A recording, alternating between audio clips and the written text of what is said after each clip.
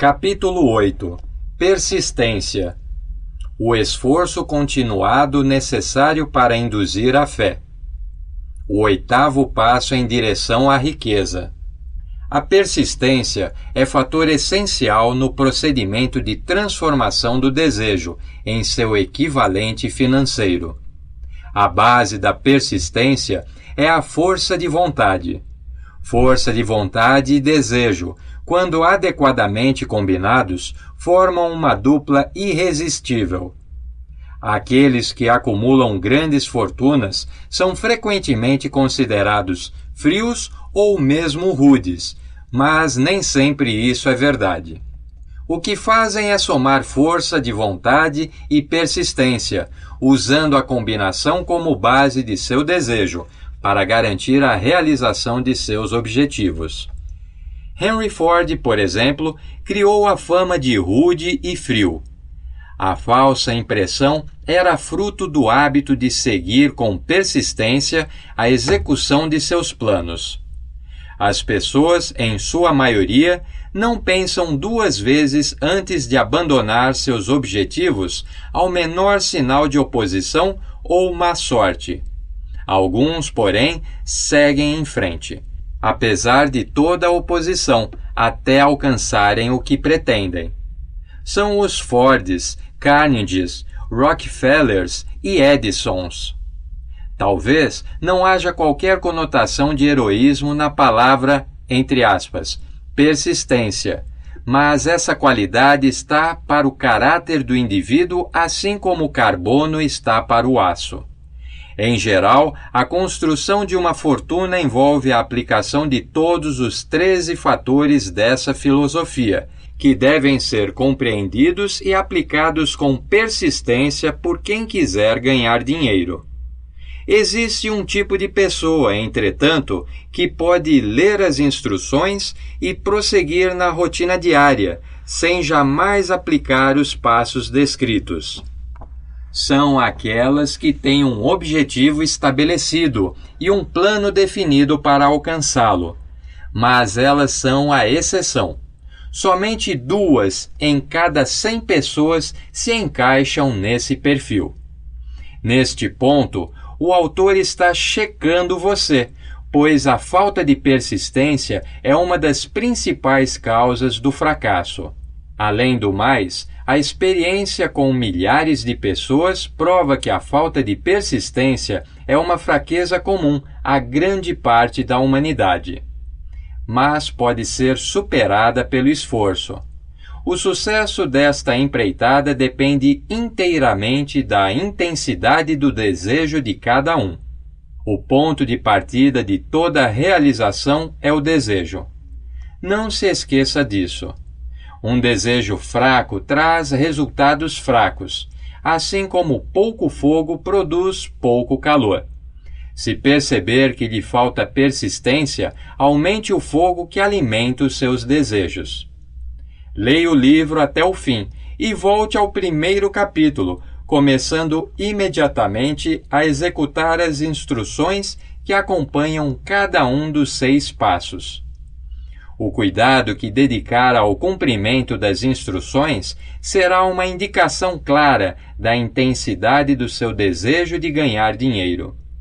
Se perceber em você uma certa indiferença, pode ter a certeza de que ainda não adquiriu a, abre aspas, consciência do dinheiro, fecha aspas, indispensável a quem quer fazer fortuna. A fortuna vai em direção àqueles que possuem a mente preparada para atraí-la, assim como o rio corre para o mar. Neste livro podem ser encontrados todos os estímulos necessários para sintonizar qualquer mente normal com as vibrações que atrairão o objeto de desejo. Se a sua persistência estiver fraca, concentre a atenção nas instruções contidas no capítulo que trata do poder. Cerque-se de um grupo de mente mestra e, por meio da união de esforços, será possível desenvolver a persistência. Nos capítulos sobre autossugestão e mente subconsciente, encontram-se outras instruções para o desenvolvimento da persistência.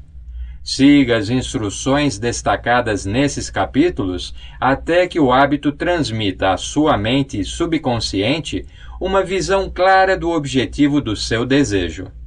A partir daí, a falta de persistência deixará de ser problema para você. A mente subconsciente trabalha sem parar, quer a pessoa esteja dormindo ou acordada. Esforços ocasionais de nada adiantam. Para obter resultados, aplique todas as regras até que se tornem um hábito. Não existe outra maneira de desenvolver a necessária, abre aspas, consciência do dinheiro, fecha aspas. A mesma lei que faz a pobreza ser atraída pela mente favorável a ela, leva o dinheiro em direção à mente que foi deliberadamente preparada para atraí-lo.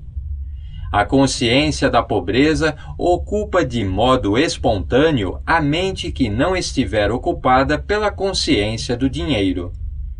A consciência da pobreza desenvolve-se mesmo sem a aplicação deliberada de hábitos favoráveis a ela. A consciência do dinheiro, ao contrário, precisa ser criada, a não ser que o indivíduo tenha nascido com ela. Entenda bem o significado do parágrafo anterior e você compreenderá a importância da persistência para a conquista da riqueza.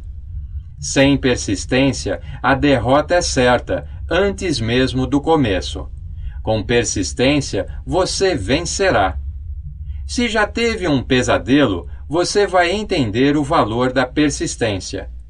Imagine-se na cama, naquele estado entre o sono e a vigília, com a sensação de estar sufocando. Você não consegue mover um só músculo. Então, percebe que tem de recuperar o controle do corpo. Com persistência e força de vontade, finalmente mexe os dedos de uma das mãos. Depois o braço, até erguê-lo. O processo se repete com o outro braço, então com uma perna e com a outra. Então, com força de vontade e um esforço supremo, você consegue recuperar o controle do sistema muscular e livra-se do pesadelo. Vencido passo a passo. Talvez seja preciso acordar da inércia mental através de um processo semelhante, começando devagar e apressando o ritmo aos poucos, até adquirir controle completo da vontade. Seja persistente, por mais que tenha de mover-se lentamente no início. Com persistência, chega-se ao sucesso. Se fizer uma seleção cuidadosa do grupo que será a sua mente mestra, poderá contar com pelo menos uma pessoa para ajudar no desenvolvimento da persistência. Alguns indivíduos que acumularam grandes fortunas o fizeram por necessidade. Eram tão forçados pelas circunstâncias que tiveram de tornar-se persistentes. Nada substitui a persistência, nenhuma outra qualidade. Lembre-se disso, e essa informação lhe servirá de alento, principalmente no início, quando as coisas parecem mais lentas e difíceis. Aqueles que cultivam o hábito da persistência parecem ter um seguro contra o fracasso. Ainda que levem a alguns tombos, sempre acabam chegando ao topo da escada. Às vezes, parece haver uma força oculta cuja missão é testar as pessoas, fazendo-as enfrentar todo tipo de experiência desencorajadora. Aquelas que se reerguem depois da derrota e tentam novamente, conseguem chegar aonde querem e ouvem o mundo dizer, abre aspas, bravo, sabia que você conseguiria, fecha aspas. A força oculta não permite que alguém alcance uma grande realização sem passar pelo teste da persistência. Quem não passa no teste não conhece o sucesso. As pessoas que adotam a persistência são generosamente recompensadas, recebem o que desejam. E isso não é tudo. Recebem algo infinitamente mais importante do que bens materiais. A certeza de que todo fracasso traz em si a semente de um benefício equivalente. Essa é uma regra sem exceção, e alguns sabem disso por experiência própria. São aqueles que se recusaram a aceitar a derrota como definitiva. Seus desejos são tão persistentemente aplicados que fazem a derrota finalmente transformar-se em vitória. Nós que observamos a vida, vemos que muitos se deixam abater sem se dar qualquer chance de recuperação. Alguns, porém, consideram cada revés como motivo para um esforço ainda mais intenso. Estes, felizmente, não aceitam que a vida ande em marcha ré. Mas existe um poder irresistível que não enxergamos e de cuja existência muito de nós sequer suspeitam. Um poder que resgata aqueles que enfrentam o desestímulo, a persistência. Sem persistência, não há sucesso em carreira alguma. Neste momento, levanto os olhos do meu trabalho e vejo diante de mim, a menos de um quarteirão, a misteriosa Broadway, o, abre aspas, cemitério das esperanças perdidas, fecha aspas, o, abre aspas, portal da oportunidade, fecha aspas. Gente do mundo todo chega a Broadway em busca de fama, fortuna, poder, amor ou o que quer que os seres humanos chamem de sucesso. Muito raramente alguém se destaca na longa fila de aspirantes, dizendo ao mundo que a Broadway foi conquistada mais uma vez. A conquista não é fácil nem rápida. Ela reconhece o talento e a genialidade, dando retribuição em dinheiro, mas somente depois que a pessoa se recusar a desistir. Então sabemos que foi decifrado o segredo da conquista da Broadway, o segredo que traz sempre com ele uma palavra: persistência. Tal segredo faz parte da história de Fannie Hurst, escritora norte-americana cuja persistência conquistou o, abre aspas, grande caminho branco, fecha aspas, Great White Way, como é conhecida a Broadway, por causa dos muitos cartazes e letreiros luminosos. Ela chegou a Nova York em 1915, disposta a transformar seus escritos em riqueza. A transformação não ocorreu imediatamente, mas aconteceu. Durante 4 anos, Fannie conheceu na prática, abre aspas, as calçadas de Nova York, fecha aspas. Ela escrevia de dia e, à noite, exercitava sua esperança. Quando a esperança enfraquecia, ela não dizia, abre aspas, tudo bem, Broadway, você venceu, fecha aspas. Em vez disso, seu comentário era, abre aspas, Broadway, você pode derrotar alguns, mas a mim não, vou fazer você desistir, fecha aspas. Um editor do The Saturday Evening Post rejeitou seu trabalho 36 vezes, até que ela conseguiu romper essa barreira e publicar uma história. O escritor mediano, como os medianos de outros setores, teria desistido à primeira recusa. Fannie, porém, percorreu as calçadas da Broadway durante 4 anos, ao som do não dos editores, porque estava determinada a vencer. Então veio a recompensa. O feitiço se quebrara. A força oculta testou e aprovou Fannie Hurst. Daí por diante, os editores passaram a bater à sua porta. Ela mal tinha tempo de contar o dinheiro que ganhava.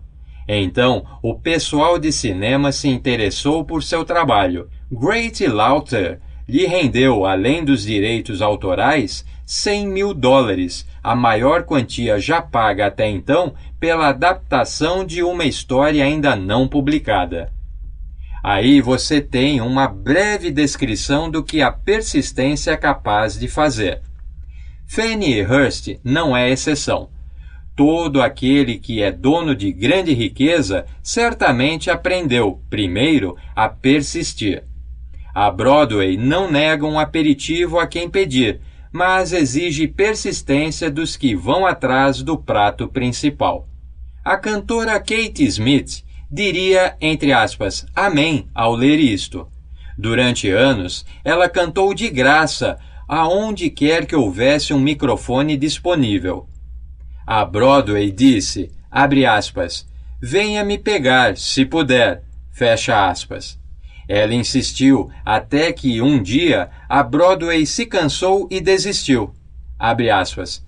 Ah, de que adianta? Você não se dá por vencida. Então, faça o seu preço e venha trabalhar. Fecha aspas. Kate fez seu preço. O dinheiro chegou em abundância. Ela ganhava em uma semana mais do que a maioria das pessoas recebe em um ano inteiro. É verdade, vale a pena ser persistente. Eis aqui um fato encorajador, que traz em si uma mensagem de grande significância. Milhares de cantores, tão bons quanto Kate Smith, ou até melhores do que ela, percorrem a Broadway de cima a baixo, procurando uma oportunidade, sem qualquer sucesso. Inúmeros outros chegaram e partiram, alguns muito bons. Mas não fizeram sucesso porque lhes faltou a coragem de insistir, até que a Broadway desistisse de mandá-los embora. Persistência é um estado de espírito. Pode ser cultivada, portanto. Como todos os estados de espírito, a persistência se baseia em causas definidas, inclusive estas. A. Certeza de propósito. Saber o que se quer é o primeiro e talvez o mais importante passo para o desenvolvimento da persistência. Uma sólida motivação nos força a superar muitas dificuldades. B. Desejo. É muito mais fácil adquirir e manter a persistência quando se persegue o objetivo com intenso desejo. C. Autoconfiança. A certeza da própria capacidade de executar um plano estimula a persistência. A autoconfiança pode ser desenvolvida por meio do princípio descrito no capítulo sobre autossugestão. D. Precisão de planejamento. Planos bem organizados, ainda que fracos ou impraticáveis, estimulam a persistência. E. Conhecimento apurado. A certeza de um planejamento bem feito, baseado na experiência ou na observação, estimula a persistência. Entre aspas, supor, em vez de, entre aspas, saber, destrói a persistência. F. Cooperação. Cooperação harmoniosa, solidariedade e compreensão favorecem a persistência. G. Força de vontade. O hábito de concentrar o pensamento nos planos para a realização de um propósito definido leva à persistência. H. Hábito. A persistência é resultado direto do hábito. A mente se alimenta das experiências diárias que absorve, tornando-se parte delas. O medo, o pior dos inimigos, pode ser efetivamente curado pela repetição forçada de atos de coragem. Quem foi à guerra sabe disso. Antes de deixar esse assunto, analise o quanto você é persistente. Identifique os aspectos em que lhe falta essa qualidade. Avalie-se corajosamente, ponto por ponto, e veja quais são as suas falhas em cada um dos 8 fatores da persistência. Os resultados podem levar você a se conhecer bem melhor. Sintomas da falta de persistência. Vamos ver agora os verdadeiros inimigos que se colocam entre você e as grandes realizações. Aqui estão não apenas os sintomas indicativos de pouca persistência, mas também as causas subconscientes profundamente arraigadas. Se você realmente quer se conhecer e saber o que é capaz de fazer, estude a lista com cuidado e encare o que descobrir a seu respeito. Estas fraquezas devem ser superadas por quem quiser acumular riqueza. 1. Falha em reconhecer ou definir exatamente o que deseja. 2. Procrastinação, com ou sem motivo. Em geral, com base em grande variedade de álibis e desculpas. 3. Falta de interesse em adquirir conhecimento especializado. 4. Indecisão, hábito de, abre aspas, passar a bola, fecha aspas, em todas as ocasiões, em vez de encarar a situação, também com o apoio de álibis. 5. Hábito de apresentar desculpas, em vez de elaborar planos bem definidos para a solução de problemas. 6. Presunção. Os recursos para melhorar essa característica são poucos.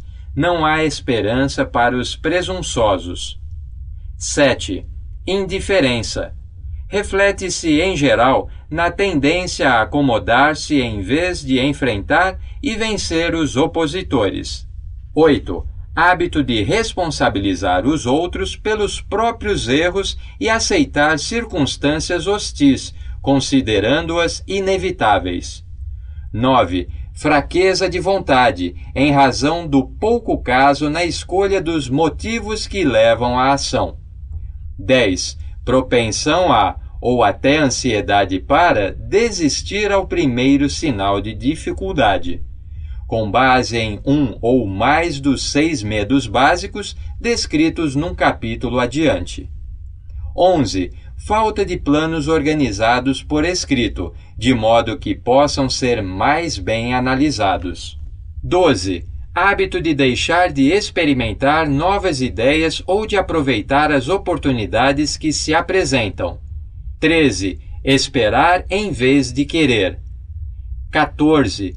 Hábito de comprometer-se com a pobreza em vez de apontar para a riqueza. Ausência generalizada de ambição de ser, fazer e possuir. 15. Usar de todo tipo de expediente para conseguir riqueza, tentando receber sem dar, mais ou menos na mesma medida, o que geralmente se reflete como o hábito de apostar e na ânsia de obter vantagens. 16. Medo de críticas. Deixar de planejar e executar por medo do que os outros possam pensar ou dizer.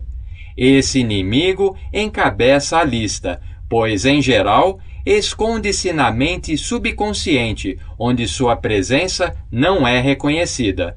Veja os 6 medos básicos. Vamos examinar alguns sintomas do medo de críticas. Por causa desse medo, a maioria das pessoas permite que a família, os amigos e até desconhecidos influenciem seu modo de viver. Um número imenso de pessoas encara o casamento como um negócio e passa pela vida de forma miserável e infeliz, pois teme as críticas que possa surgir.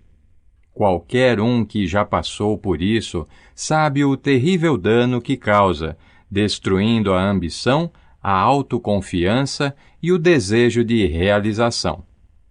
Milhões de pessoas deixam de continuar os estudos depois de terem deixado a escola porque temem críticas. Inúmeros homens e mulheres de todas as idades permitem que parentes arruinem suas vidas em nome do respeito só porque temem ser criticados. O respeito não obriga à submissão, à destruição de ambições pessoais, tampouco tira o direito que cada um tem de viver a seu modo. Muita gente deixa de aventurar-se em um negócio por medo do fracasso e das críticas que se seguiriam. Nesses casos, o medo de críticas é maior do que o desejo de sucesso. Muitos se recusam até mesmo a estabelecer metas para si ou a decidir que carreira desejam seguir porque receiam ouvir parentes e, entre aspas, amigos dizerem, abre aspas, não sonhe tão alto, as pessoas vão pensar que você enlouqueceu, fecha aspas. Quando Andrew Carnegie sugeriu que eu me dedicasse durante 20 anos à organização de uma filosofia de realização individual, meu primeiro sentimento foi de medo do que as pessoas diriam. A sugestão estabelecia para mim uma meta muito mais ambiciosa do que eu jamais imaginara. Com a rapidez de um raio, minha mente começou a criar álibis e desculpas, todas originadas do medo de críticas. Algo dentro de mim dizia, abre aspas, você não vai conseguir. É uma tarefa grandiosa que exige tempo. O que a sua família vai pensar? De que vai viver? Se ninguém até hoje organizou uma filosofia de sucesso, que direito tem você de acreditar que vai conseguir? Aliás, quem é você para desejar tanto? Lembre-se da sua origem humilde. O que sabe de filosofia? Vão achar que está maluco. Por que ninguém fez isso antes? Fecha aspas. Essas e muitas outras perguntas passaram pela minha cabeça, chamando minha atenção. Era como se, de repente, o mundo todo se voltasse para mim com o único propósito de me ridicularizar e me fazer desistir de pôr em prática a sugestão do Sr. Carnegie. Naquele momento, tive a oportunidade de destruir qualquer desejo de sucesso antes de ser tomado por ele. Anos mais tarde, depois de haver analisado milhares de pessoas, concluí que as ideias, em sua maioria, nascem fadadas ao fracasso e precisam do sopro de vida que vem dos planos definidos e da ação imediata. O momento de alimentar uma ideia é logo que ela nasce. A cada minuto, aumentam suas chances de sobrevivência. O medo de críticas está por trás da destruição da maior parte das ideias que nunca chegaram ao estágio de planejamento e ação. Muitos acreditam que o sucesso material seja resultado de oportunidades favoráveis. A crença tem algum fundamento, mas aqueles que se colocam em total dependência da sorte quase sempre se desapontam, por desprezarem outro fator importante para a certeza do sucesso: a noção de que as oportunidades favoráveis podem ser, entre aspas, encomendadas. Na época da depressão, o comediante W.C. Fields perdeu todo o dinheiro que possuía e viu-se sem trabalho, já que o teatro de vaudeville, seu ganha-pão, deixou de existir. Além disso, já passara dos 60, idade em que muitos homens se consideram velhos. Sua vontade de voltar a atuar era tanta que se ofereceu para trabalhar de graça em um novo campo, o cinema. Para complicar ainda mais a situação, ele caiu e machucou o pescoço. Outros, em seu lugar, desistiriam. Mas Fields era persistente. Sabia que, se insistisse, as oportunidades viriam, mais cedo ou mais tarde. E vieram mesmo, mas não por acaso. A atriz Marie Dressler também já se aproximava dos 60, quando perdeu tudo. Mas perseguiu e agarrou as oportunidades. Sua persistência lhe valeu um incrível sucesso em uma fase da vida em que a maioria deixa de ambicionar o que quer que seja. O famoso cantor e apresentador Ed Cantor perdeu todo o seu dinheiro na quebra da Bolsa de Nova York, em 1929, mas não perdeu a coragem nem a persistência. Explorando essas duas qualidades e mais a fisionomia marcante de olhos proeminentes, chegou a ganhar $10.000 por semana. Na verdade, com persistência, é possível chegar ao sucesso, ainda que sem muitas outras qualidades. A única oportunidade em que podemos confiar é aquela que construímos por meio da persistência. E o ponto de partida é a definição do propósito. Faça uma experiência. Pergunte às primeiras 100 pessoas que encontrar o que mais desejam na vida. Provavelmente, 98% delas não saberão responder. Se você insistir para que deem uma resposta, alguns dirão, entre aspas, segurança. Muitos dirão, entre aspas, dinheiro. Poucos dirão, entre aspas, felicidade. Outros, abre aspas, fama e poder, fecha aspas. Outros ainda, abre aspas, reconhecimento social, fecha aspas, entre aspas, bem-estar, abre aspas, talento para o canto, a dança ou a literatura, fecha aspas. Ninguém, porém, será capaz de definir esses termos ou deixar transparecer a mais leve indicação de um plano por meio do qual esperam ver realizados seus desejos tão vagamente mencionados. A riqueza não responde a desejos, mas a planos definidos, apoiados em desejos definidos, por meio de muita persistência. Como desenvolver a persistência? Aqui estão 4 passos simples que levam ao hábito da persistência. Não há necessidade de grande inteligência, conhecimento específico, nem muito tempo ou esforço. 1. Propósito definido, apoiado em ardente desejo de realização. 2. Plano definido, expresso em ação contínua. 3.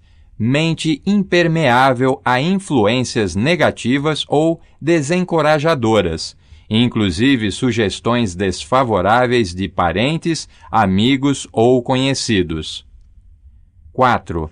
Aliança amigável com uma ou mais pessoas capazes de oferecer estímulo para levar adiante o plano e o propósito. Esses 4 passos são essenciais em todos os setores da vida. O objetivo dos 13 princípios dessa filosofia é levar o indivíduo a fazer desses 4 passos um hábito. Esses passos levam ao controle econômico do próprio destino. Esses passos levam à liberdade e à independência de pensamento. Esses passos levam à riqueza, seja de grande ou pequena monta. Esses passos levam ao poder, à fama e ao reconhecimento. São os 4 passos que garantem oportunidades favoráveis. São os 4 passos que convertem sonhos em realidade física. São os 4 passos que dominam o medo, o desânimo e a indiferença. Existe uma recompensa magnífica à espera de quem aprende esses 4 passos. O privilégio de escrever a própria história e de fazer a vida valer o preço que custa. Não tenho meios de conhecer os fatos, mas arrisco-me a dizer que o amor de Wallis Simpson pelo príncipe de Gales não foi acidental, nem resultado apenas de uma oportunidade favorável. Houve um desejo ardente e uma busca cuidadosa no decorrer do caminho.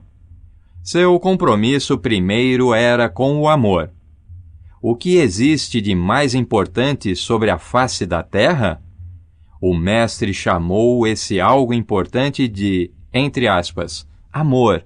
Nada de regras feitas pelos homens, críticas, mágoas, calúnias, nem casamentos políticos, mas o amor. Ela sabia o que queria. Não depois de conhecer o príncipe, mas muito antes. Por 2 vezes não conseguiu encontrá-lo, mas teve a coragem de prosseguir na busca. Abre aspas. Para que sejas verdadeiro, deves seguir, como a noite segue o dia, sem qualquer falsidade. Fecha aspas. Wallis Simpson deixou a obscuridade aos poucos e, com persistência e determinação, superou obstáculos inacreditáveis. Qualquer que seja a sua opinião sobre Wallis e sobre o rei que, em nome do amor, abriu mão da coroa britânica, temos de reconhecer nela um exemplo extraordinário de persistência, uma mestra em autodeterminação com quem o mundo tem muito a aprender. Pense em Wallis Simpson como alguém que sabia o que queria e, para conseguir isso, abalou o maior reino da terra. As mulheres que reclamam, alegando ser o nosso um mundo masculino, que nega a elas oportunidades iguais às dos homens, devem estudar atentamente a vida dessa criatura especial que, com uma idade que a maioria considera avançada, conquistou o afeto do solteiro mais cobiçado do mundo. E quanto ao rei Eduardo, que lição podemos tirar de seu papel nesse drama? Teria ele pago um preço alto demais pelo amor da mulher que escolheu? Somente ele poderia responder. A nós resta apenas conjecturar. Pelo que se sabe, não foi por opção que o príncipe veio ao mundo, nascendo em meio à riqueza. Políticos e estadistas de toda a Europa atiravam a seus pés moças ricas e princesas, tentando convencê-lo a casar-se. Sendo o primeiro filho, herdou o direito à coroa, o que nunca pediu e talvez nem desejasse. Durante mais de 40 anos, não teve liberdade nem privacidade, não pôde viver a seu modo e, ao subir ao trono, teve deveres a assumir. Alguns diriam, abre aspas, com tantas facilidades, o rei Eduardo tinha tudo para ser feliz, fecha aspas. A verdade é que, por trás dos privilégios da coroa, do dinheiro, fama e do poder herdados por ele, havia um vazio que só poderia ser preenchido pelo amor. Seu maior desejo era o amor. Muito antes de conhecer Wallis Simpson, o então príncipe certamente sentiu essa grande emoção universal tomar-lhe as fibras do coração, bater-lhe as portas da alma, querendo revelar-se. E, quando encontrou um espírito semelhante, em busca do mesmo santo privilégio de expressão, ele o reconheceu e, sem medo ou hesitação, abriu o coração e o convidou a entrar. A atuação dos intrigantes de todo o mundo não conseguiu destruir a beleza desse drama internacional, em que 2 pessoas encontraram o amor e tiveram a coragem de enfrentar as críticas e de renunciar a todo o resto para dar expressão a seus sentimentos.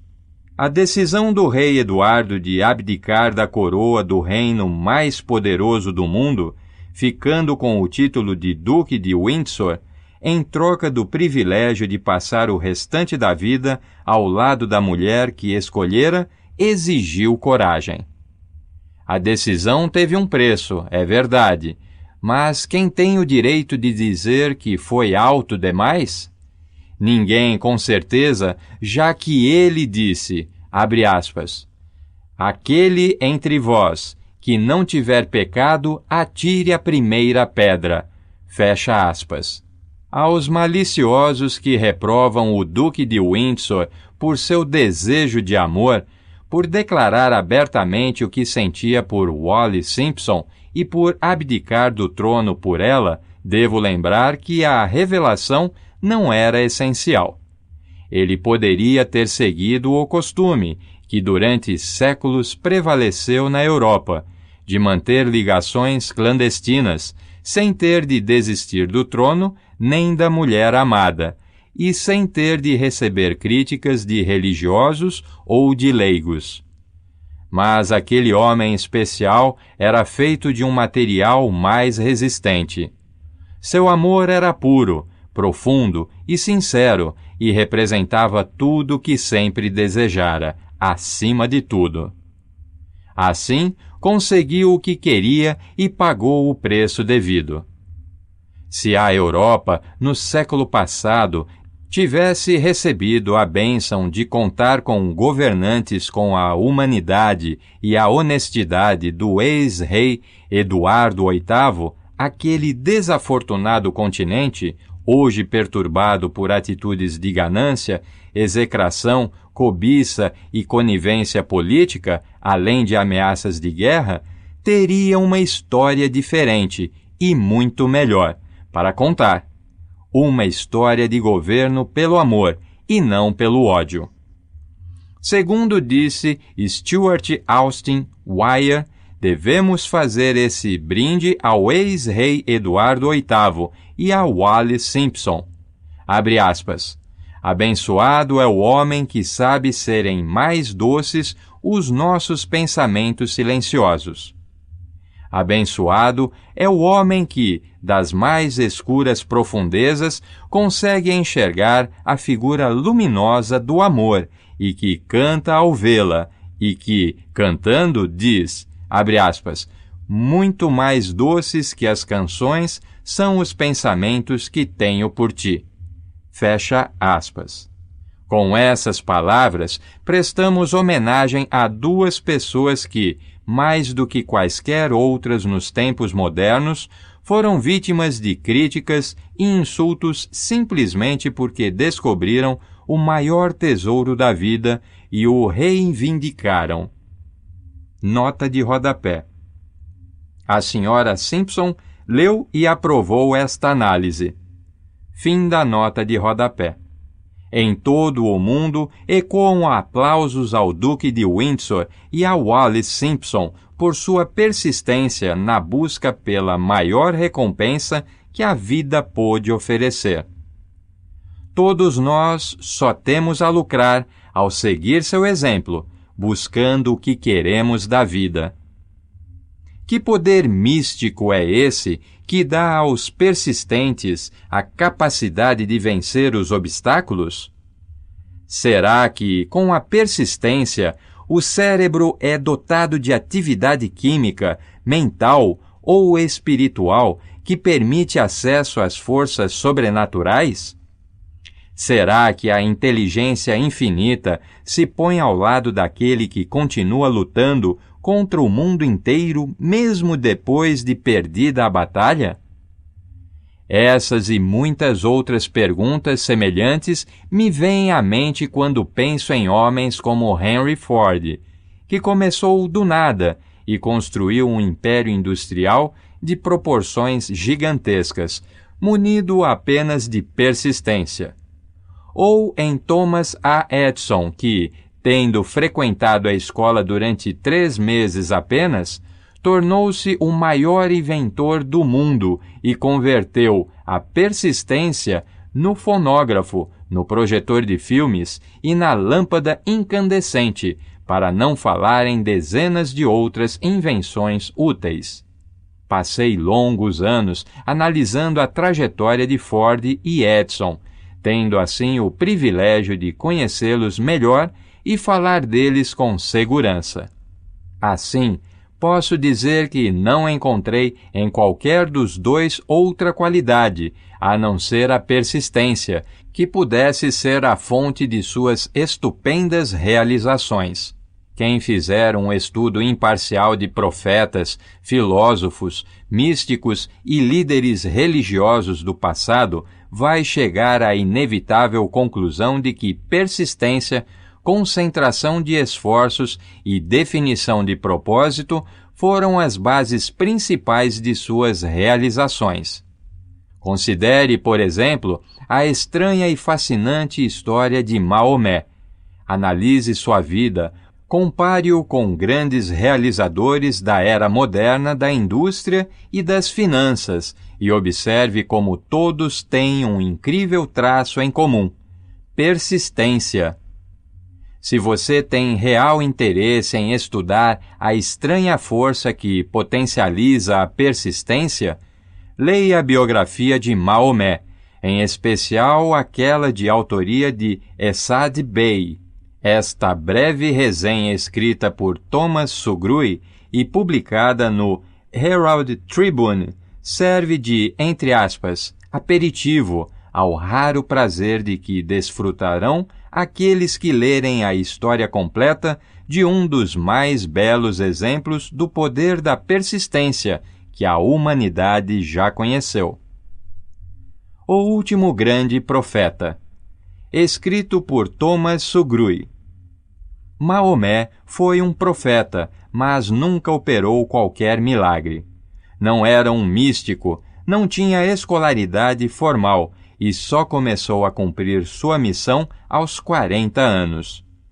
Quando anunciou ser um mensageiro de Deus que trazia a palavra da religião verdadeira, foi ridicularizado e taxado de lunático. Crianças o perseguiam e mulheres lhe atiravam lixo. Maomé foi banido de Meca, sua cidade natal. Seus seguidores tiveram os bens materiais confiscados e foram mandados para o deserto. Durante os anos que passou pregando, nada tinha a oferecer, exceto sua história de banimento, pobreza e desrespeito. No entanto, antes de decorridos 10 anos, era o homem mais poderoso de toda a Arábia, regente de Meca e chefe de uma religião que, com o impulso dado por ele, se estenderia até o Danúbio e os Pirineus. Esse impulso envolvia 3 fatores: a força das palavras, a eficácia da oração e a afinidade dos seres humanos com Deus. Sua carreira jamais fez sentido. Maomé nasceu no ramo pobre de uma importante família de Meca. A cidade, embora considerada a encruzilhada do mundo, o abrigo de Caaba, construção toda em pedra usada como local de adoração e centro de rotas comerciais, não contava com saneamento. Daí as crianças serem mandadas para o deserto, onde eram criadas por beduínos. Maomé foi, então, alimentado por mães substitutas, mulheres nômades de cujo leite tirou força e saúde. Tendo aprendido a pastorear ovelhas, logo foi contratado por uma viúva rica para comandar suas caravanas. Viajou pelo Ocidente, conversou com indivíduos de crenças diversas e observou o declínio do cristianismo devido à rivalidade entre as várias vertentes. Aos 28 anos, tinha caído nas boas graças da viúva Khadija, com quem se casou. Como sabia que seu pai se oporia ao casamento, embebedou-o antes de pedir-lhe o consentimento. Durante os 12 anos seguintes, Maomé viveu como um comerciante rico, respeitado e astuto, até decidir vagar pelo deserto. Voltou de lá um dia com o primeiro versículo do Corão e contou a Khadija que o arcanjo Gabriel lhe aparecera, dizendo ter sido ele o escolhido para ser mensageiro de Deus. Em toda a vida de Maomé, tal episódio foi o mais próximo de um milagre. Ele não era poeta nem tinha o dom da palavra. No entanto, os versos do Corão que recitava para os fiéis eram melhores do que aqueles criados por poetas profissionais de qualquer das tribos. Os árabes consideravam isso um milagre.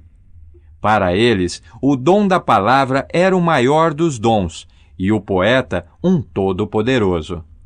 Além disso, o Corão dizia que todos os homens são iguais perante Deus e que o mundo devia ser um estado democrático, o Islã.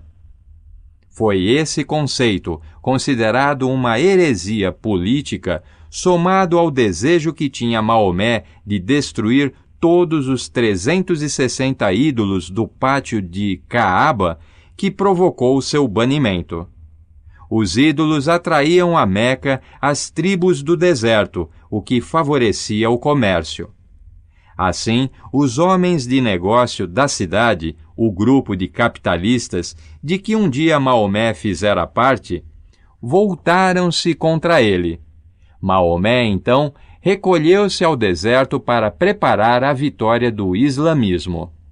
Começou a ascensão do Islã. Do deserto veio uma chama que jamais se extinguiria. Um exército democrático lutando como uma só pessoa e preparado para morrer sem hesitação. Maomé convidou judeus e cristãos a se juntarem a ele, já que não criava uma nova religião, mas procurava unir na mesma fé todos aqueles que acreditavam em um Deus único. Se judeus e cristãos aceitassem seu convite, o islamismo conquistaria o mundo. Mas não o fizera. Não aceitaram sequer as inovações introduzidas por Maomé em relação ao bem-estar dos seres humanos.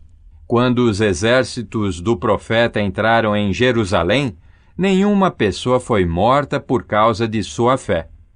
No entanto, quando os cruzados entraram na cidade, séculos mais tarde, nenhum muçulmano, fosse homem, mulher ou criança, foi poupado. Mas os cristãos aceitaram uma ideia muçulmana: o lugar de aprender, a universidade.